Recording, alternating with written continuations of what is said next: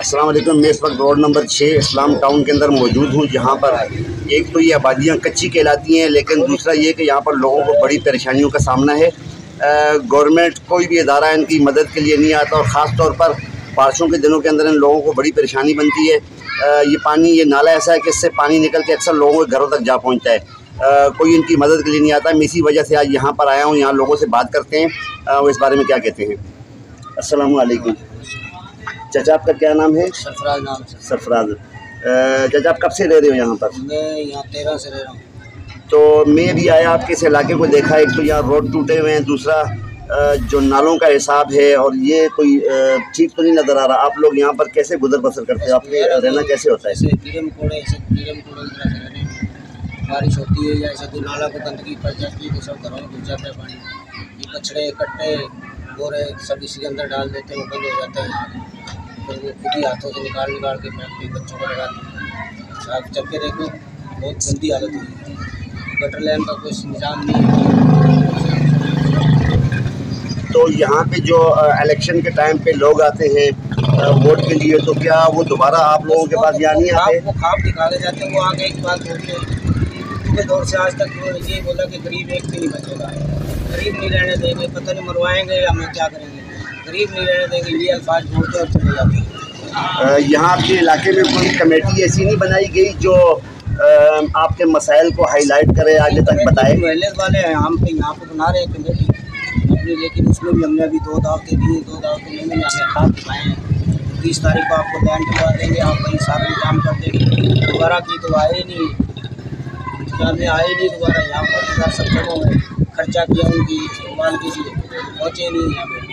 ये महल्लेदार है, सभी आपस में करते, जो कुछ भी करते, सुनाई तो हो नहीं रही है। तो फिर पहले भी मीडिया वाले आए थे, ये नाला टूटा हुआ था सब, उस टाइम पे भी हमने ये किया था। आगा साहब से भी जो रिपोर्ट भिजवाई थी, लेकिन कोई सुनाई नहीं।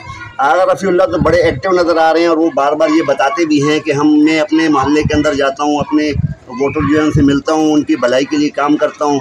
लेकिन जब ऐसे पुरसान इलाके के अंदर गुंजान आबादी के अंदर गुंजान आबादी है, ये काफ़ी तादाद के अंदर लोग यहाँ पे रह रहे हैं, बड़ा वोट है यहाँ पर, लेकिन उसके बावजूद लोग अगर परेशानी में हैं। ये तो फ्रंट की साइड है ना, बैक साइड पे जाओगे तो इससे भी गंदी हालत है।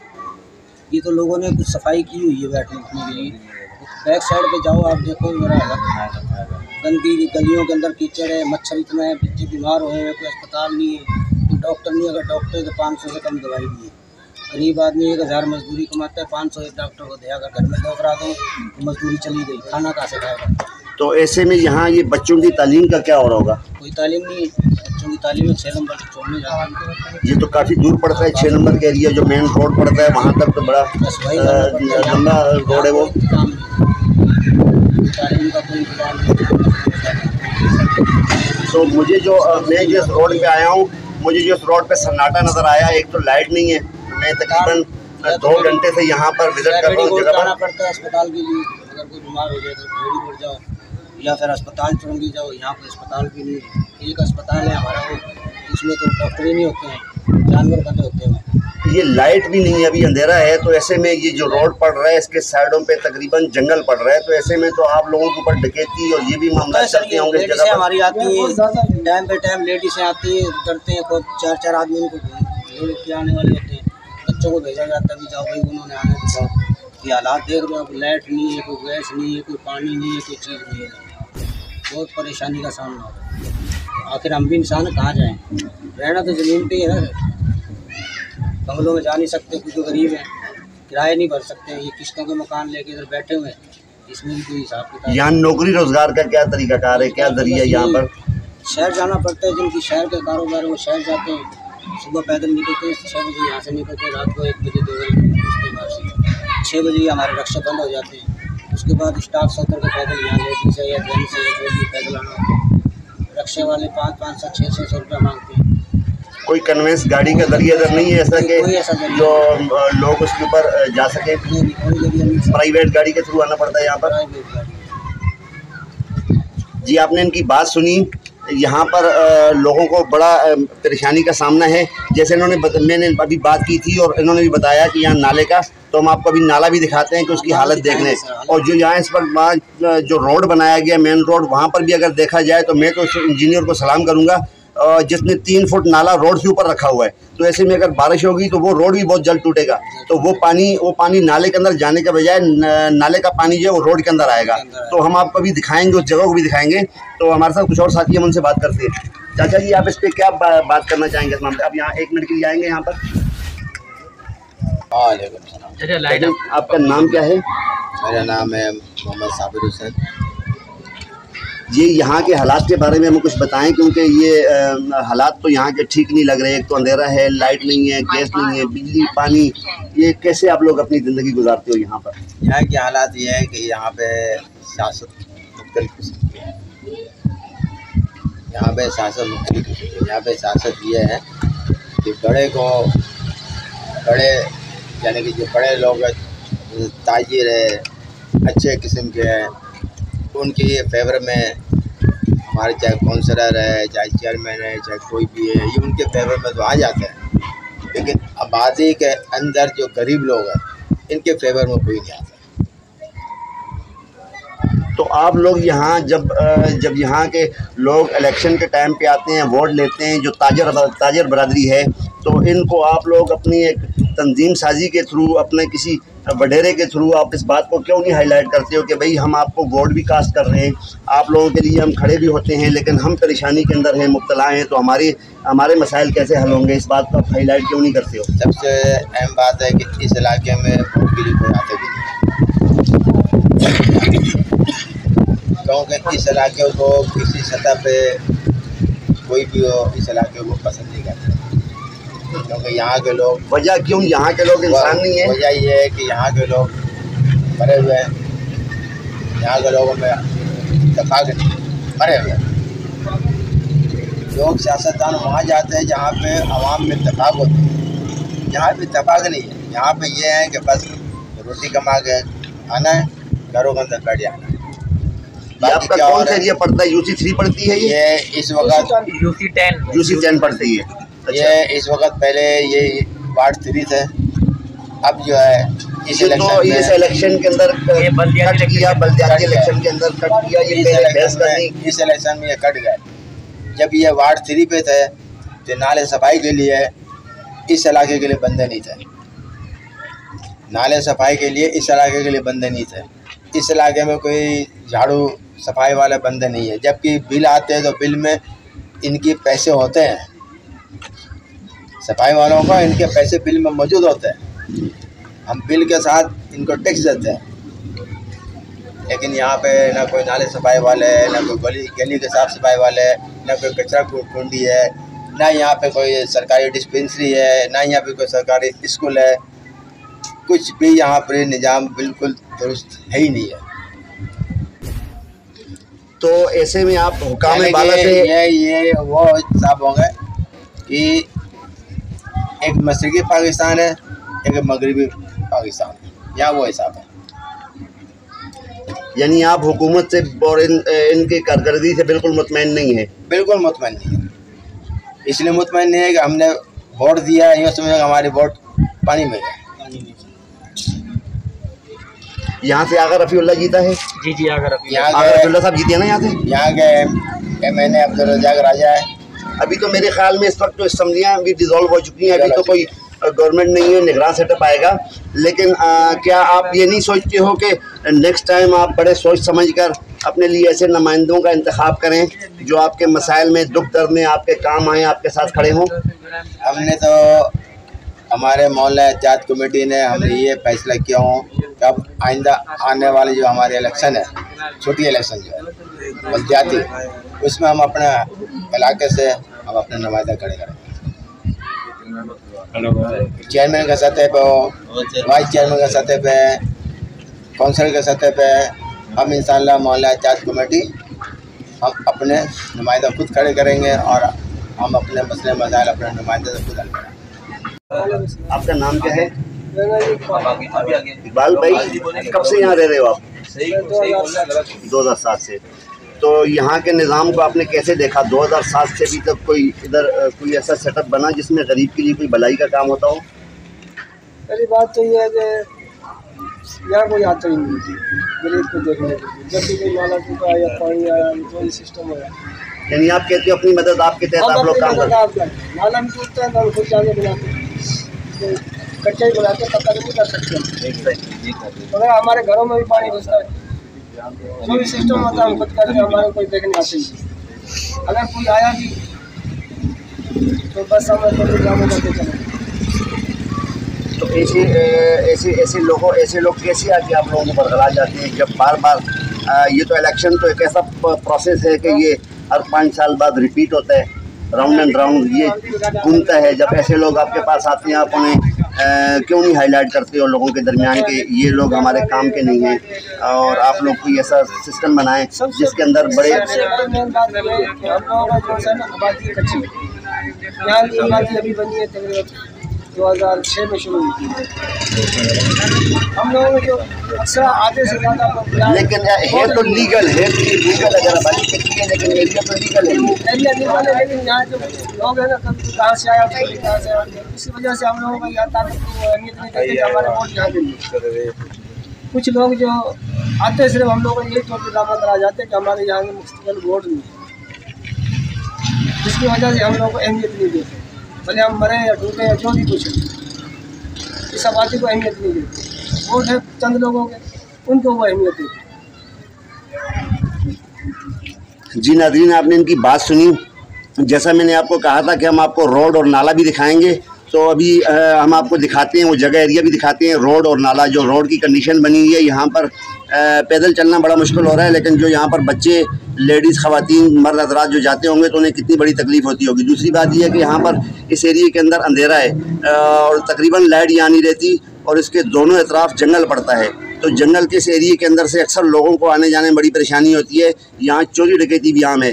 तो आइए हम आपको दिखाते हैं ये रोड और नाले की कंडीशन आपको दिखाते हैं, इसको देखेंगे कैसा है। मैं तो कहता हूँ बल्कि जो चाइना वालों ने मोटरवे बनाया उनको बताना चाहिए, उनको दिखाना चाहिए, विजिट करवाना चाहिए कि भाई रोड ऐसे कहते हैं, आप लोगों ने क्या बना दिया। रोड ऐसा होना चाहिए जिसके अंदर घास भी उगी हुई है, घास भी उगी हुई है, पानी भी है, खड्डे भी हैं, और एक अजीब सा मंजरनामा पेश कर रही है।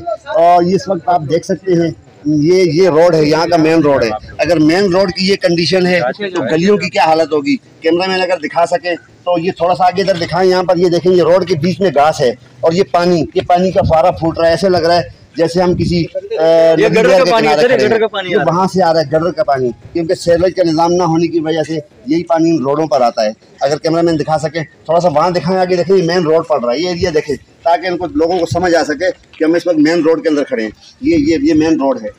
तो मेरे ख्याल में चाइना वाले खुसूसी तौर पे सोच रहे होंगे कि उन्होंने मोटरवे बनाया है, इस तरीके से बनाना था उनको, ताकि उनका एक अजीब सा अनोखा मंजर आता था। आप देख सकते हैं इस वक्त ये हालत देखें इसकी, ये मेन रोड है।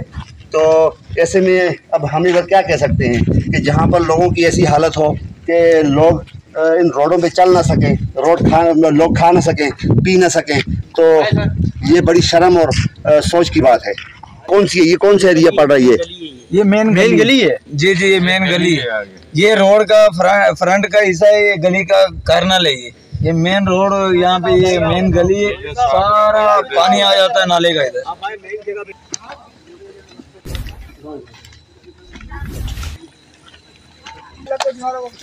ये अभी आप यहाँ पे देख सकते हो, यहाँ से रोड क्रॉस करने के लिए बिल्कुल जंप मारना पड़ता है। कैमरामैन अगर दिखा सके तो मैं यहाँ से जंप लगाने लगाऊं, और मेरे लिए दुआ भी कीजिएगा कि मैं सामने चला जाऊं यहाँ से, क्योंकि ये देखने में भी ऐसा लग रहा है कि बंदा कहीं किसी खंदक के अंदर न चला जाए। तो दुआ करना मेरे लिए। ये देखे सर जी, अभी आपके सामने मैं भी मारने लगा हूँ। मैं एक हाथ से थोड़ा सा माजूर हूँ, लेकिन क्या है कि मजबूरी है मेरी कि मेरा सिर पे घर है, मैंने लाजमी जाना है। अब देखना ये है कि मैं पार होता हूँ या नहीं होता हूँ। बिस्मिल्लाह बिस्मिल्लाह। ये देखें जी, ये हालत है। अब यहाँ पर बच्चे कैसे क्रॉस करेंगे इस जगह से, और ये यहाँ पर बच्चों का क्रॉस होना कैसे होगा जब यहाँ बड़े आदमी गुजर नहीं कर सकते। यहाँ पे किसी आदमी ने अगर आर्मी के अंदर जाना हो, कहीं ट्रेनिंग से जाना हो, तो उसको यहाँ से जंप करना चाहिए ताकि उसकी ट्रेनिंग जल्दी मुकम्मल हो सके। ये 7 नंबर का मेन रोड, 7 नंबर का मेन रोड पड़ रहा है। आगे रास्ता भी नहीं है, सारा गोबर भरा हुआ, आगे रास्ता बिल्कुल भी नहीं है। आप अगर कैमरामैन यहाँ पे आ सके, अभी ये मोबाइल मुझे दें और आप थोड़ा जंप मारें। ये अभी ये मेरा कैमरामैन जंप मारने लगा, ये देखें, बिस्मिल्लाह, आ गया आराम से। तो ये अभी देखें यहाँ पर ये बिल्कुल ये रोड नंबर 7 है, जो सुखन थाने से बिल्कुल होता हुआ उसके सामने से होता हुआ यहाँ तक आता है। तो यहाँ तो मुझे तो कोई तरीक़ाकार नज़र नहीं आ रहा कि मैं यहाँ से क्रॉस कर सकूँ। तो यहाँ कोई जगह भी ऐसी नज़र नहीं आ रही जिससे मैं क्रॉस कर सकूँ। ये जगह आप देख सकते हैं नीचे, ये टोटल ये दलदल है, ये दलदल है और इसके अंदर आदमी अंदर डूब सकता है। ये सर घर का कोना भी देख, और ये देखें यहाँ पर ये सामने, ये देखें ये घर के बिल्कुल बाउंड्री के साथ, ये बाउंड्री के साथ ये नाला बह रहा है और यहाँ सामने से तो नाला बंद होकर यहाँ तक आ रहा है। तो ऐसे में ये इस मकान के बारे में कहा जाता है कि 3 दफ़ा ये मकान गिर चुका है और इस पानी को आप देख सकते हैं बिल्कुल इसके साथ बहता हुआ आ रहा है। इधर से पानी निकले तो ये पानी यहाँ से भी आ रहा है, यहाँ देखो बिल्कुल फुहारा फूट रहा है यहाँ सेंटर में से चश्मा, ये देखें आप। और आगे जाने की बिल्कुल जगह नहीं, जो गोबर वाला चश्मा है यहाँ पर देख लें आप, यहाँ जगह पे देख लें। तो ये आगे यहाँ से मैं जा नहीं पा रहा हूँ उस एरिए पे, उस जगह पर जा नहीं पा रहा हूँ। यहाँ से आगे जगह ऐसी है कि मैं जा नहीं पा रहा हूँ, नहीं तो मैं आपको वहाँ तक विजिट करवाता। ये जगह बंद हो चुकी है, यहाँ से कोई ऐसा जरिया नहीं है कि मैं सामने क्रॉस कर सकूँ। यहाँ से टोटल दलदल है वहाँ तक और ये सीधा ये रोड जाता है, मेन रोड जो पड़ रहा है 7 नंबर सुखन थाने के सामने जाकर ये रोड निकलता है। और लेकिन ये गंदगी की वजह से अजीब सा मंजर पेश कर रहा है। भाई ये यहाँ पर जो आप लोग रह रहे हो तो इस बारे में आप क्या कहोगे? यहाँ का निज़ाम प्रोसीजर कैसा है, क्या क्या हिसाब किताब है यहाँ पर?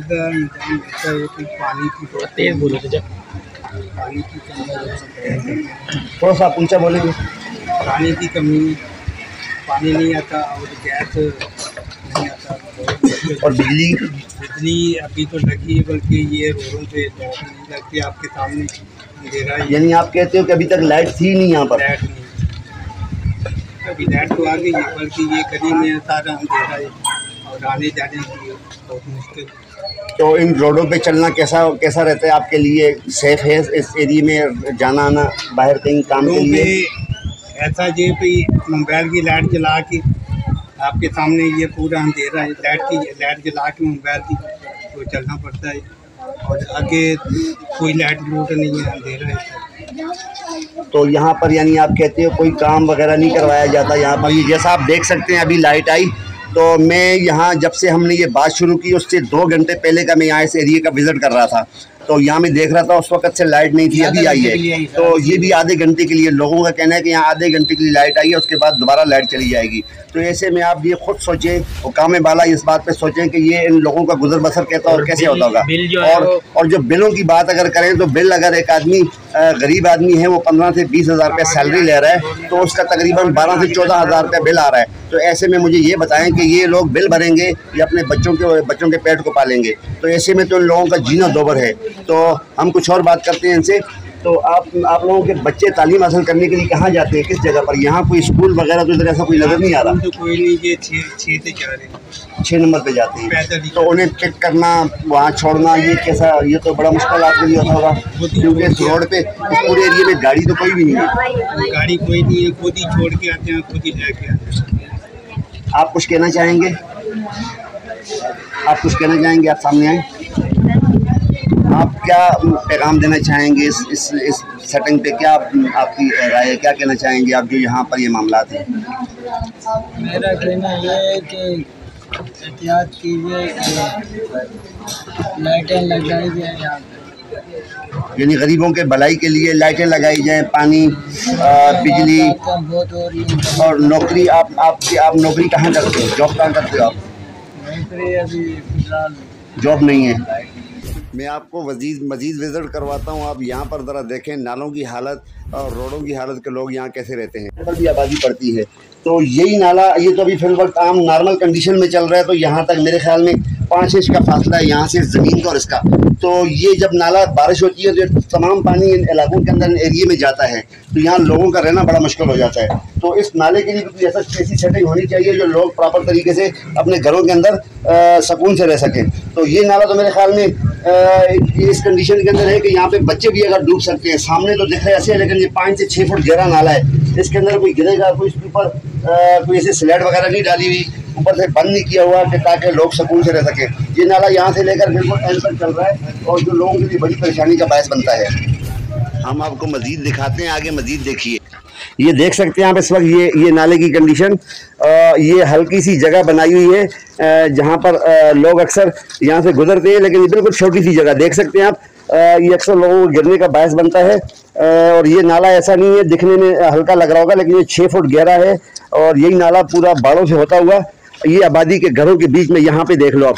ये ऐसे लग रहा है कि जैसे पता नहीं हम किसी इंडियन फिल्म की शो को देख रहे हैं। आप इस जगह पर देख सकते हैं आप, दोनों साइड पर दीवार है और दीवार के सेंटर में ये नाला जा रहा है, ऐसे जैसे पूरा एक दरिया बह रहा हो। तो इसको अगर कवर नहीं किया गया तो मेरे ख्याल में यहाँ लोगों का रहना बड़ा मुश्किल हो जाएगा और हो सकता है कि आने वाले दिनों में हादसात बढ़े। एक बड़ा एरिया है जो यहाँ पर बच्चों के लिए, यहाँ के लोगों के लिए पार्क या स्कूल होना चाहिए था या डिस्पेंसरी होनी चाहिए थी ताकि लोगों को सुकून की सांस मिले।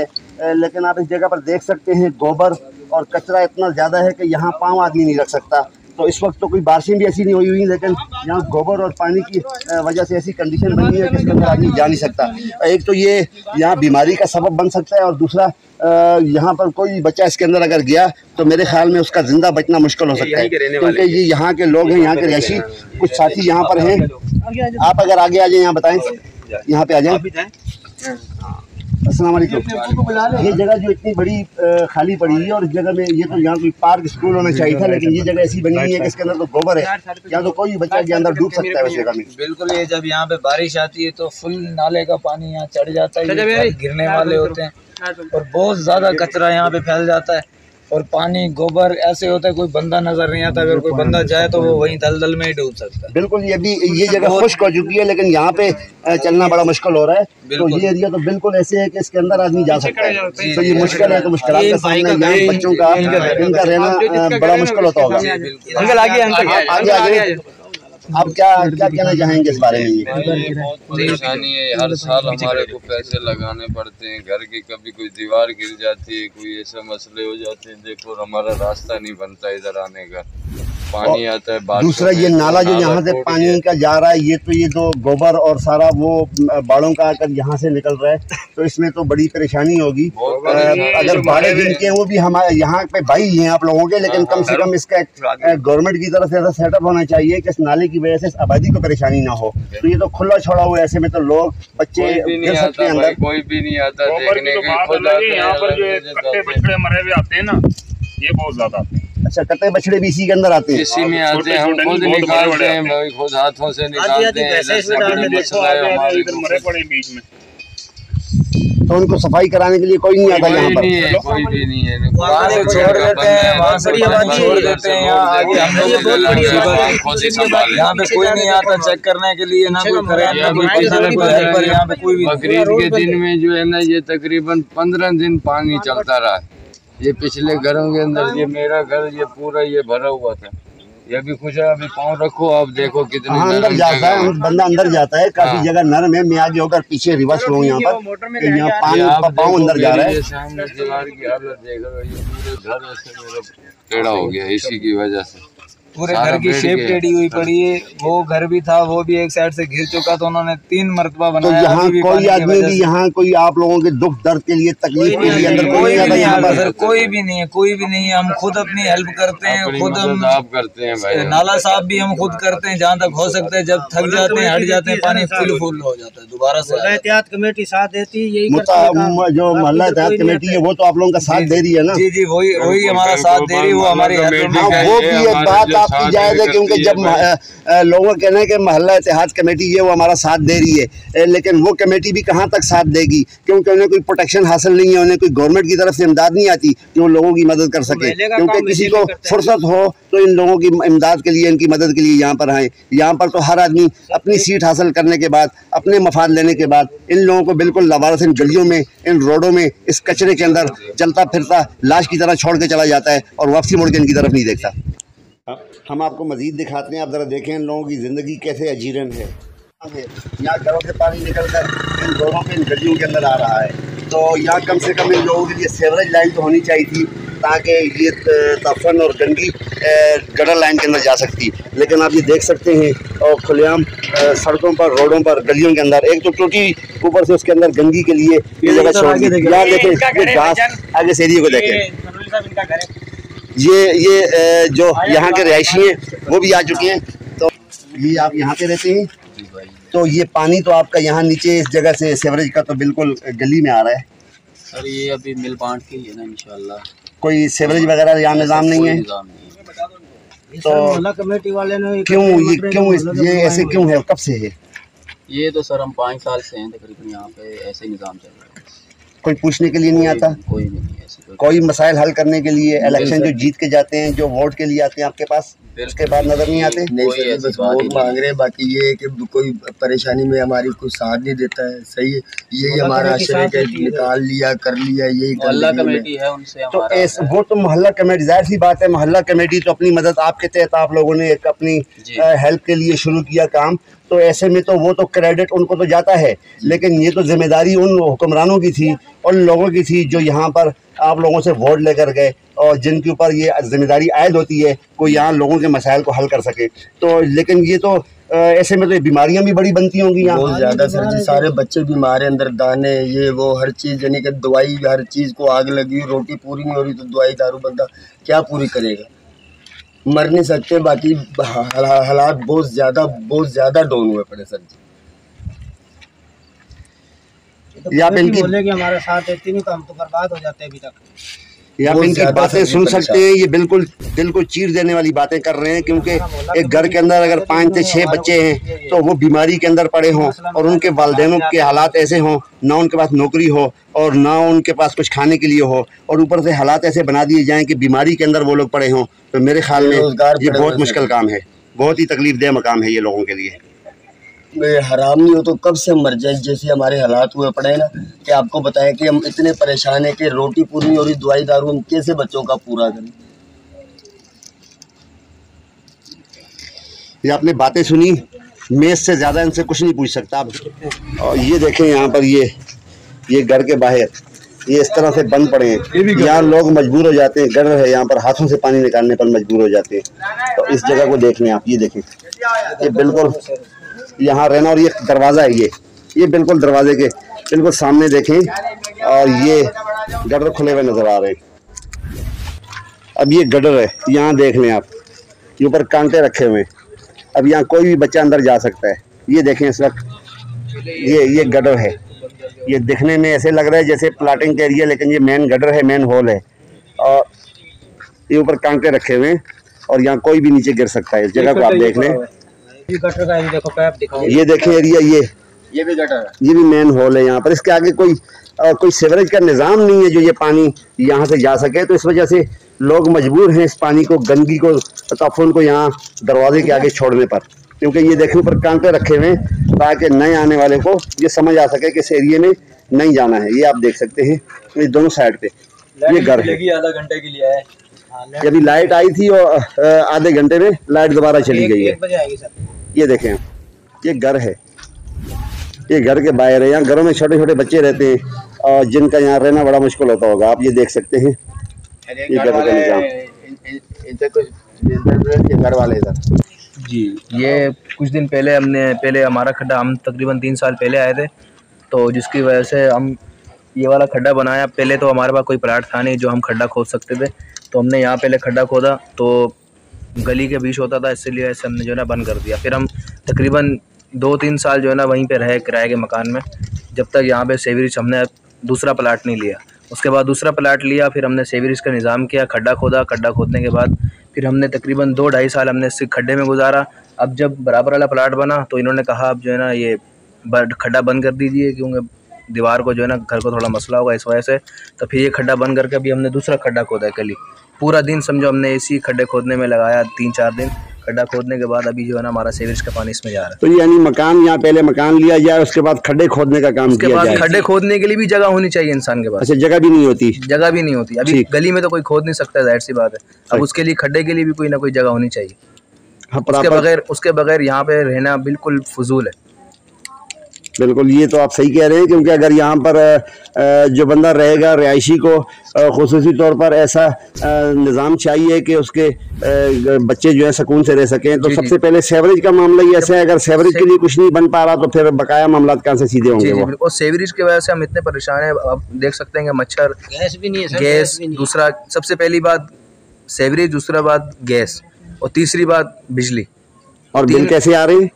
बिल तो फ़िलहाल तो यहाँ पे कोई सिस्टम नहीं है के इलेक्ट्रिक का। लोग बोलते हैं पर्ची वाला आ रहा है, कोई 4000 काट के जा रहा है, 300 रुपये वो अपना फंड रख रहा है, कोई आ रहा है। यानी बत्ताखोरी है ये, बत्ताखोरी। इसे बत्ताखोरी कहो ना, ऐसे ये पर्ची नहीं बोलो, बत्ताखोरी बोलो ना, ऐसे ये तो बत्ताखोरी हो गई। हमने 30 हज़ार रुपये मीटर के भरे हुए, लेकिन अभी तक जो है ना कोई के इलेक्ट्रिक की तरफ से कोई जो है ना मसले हमारे सामने पेश नहीं है। 300 रुपये फालतू देने पड़ते हैं ऊपर से उसको। सही, यानी आप कहते हो कि यानी पैसे अलग से देने पड़ते हैं? अलग से देने पड़ते हैं। अगर 4000 का बिल आया है, लाइट तो आती नहीं है, बिल बहुत आता है, लेकिन बिल आता है, लाइट नहीं आती है। लाइट भी आती है तो 300 रुपये फालतू देना पड़ता है।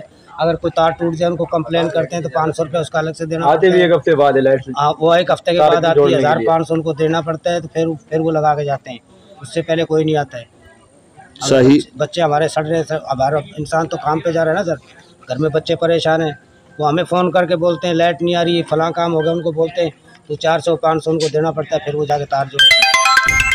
पर्ची आती है, बिल नहीं आता है हमारे पास, अपनी पर्ची बना। ये तो बत्ताखोरी हो गई, यानी आप कहते हैं यहाँ बत्ताखोरी चल रही है ना। फिर 30,000 40,000 जो ले रहे हैं अगर मीटर का हमने भरा हुआ है, पूरी आबादी ने भरा हुआ है, तार लगे हुए हैं, मीटर नहीं है, बस ये ऐसे ही चल रहा है कुंडा सिस्टम।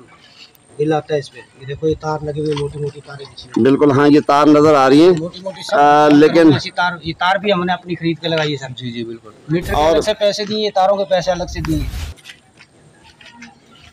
मीटर के पैसे अलग से दिए 30,000। ये तारें भी हमने अपनी खरीद के डाली हुई है।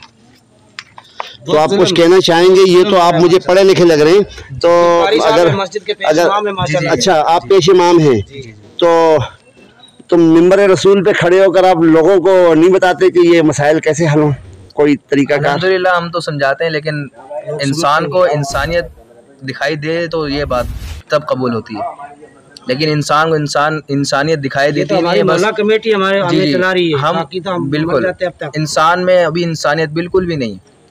हमारी मौला आप यकीन करें कि आप ही हमारे लिए आए हैं, अल्हम्दुलिल्लाह, अल्लाह पाक आपको जो है ना खुश रखे, क्योंकि इस आबादी की तरफ देखने वाला इस टाइम कोई भी नहीं। लावारिस छोड़ा, यानी लोगों को लावारिस छोड़ दिया। लाइट चली जाए पूरी अभी तकरीबन 7-8 मुहर्रम की बात है, पूरे 24 घंटे दिन भी लाइट नहीं, पूरे 24 घंटे लाइट नहीं थी हमारी। सबकी लाइट थी, पूरी नीचे के इलेक्ट्रिक वालों की सबकी लाइट थी, लेकिन हमारी लाइट नहीं थी, चलाने वाले की लाइट अपनी नहीं थी। सही। और दूसरा सेवरेज की वजह से हम बहुत परेशान हैं। सेवरेज की वजह से तो ताफुन फैलेगा, बीमारियां फैलेंगी। आप यकीन करें और नमाजी जो जाएगा उसके कपड़े नापाक होंगे, ऐसे में नमाज नहीं पढ़ पाएगा। और मुसलमान के लिए तो सबसे पहले नमाज है, कुरान है, और अगर जब वो पाक नहीं रहेगा तो वो इबादत भी नहीं कर सकेगा। तो ऐसे में तो बड़ी परेशानी है लोगों के लिए। बिल्कुल। इस पे क्या कहना चाहेंगे आप?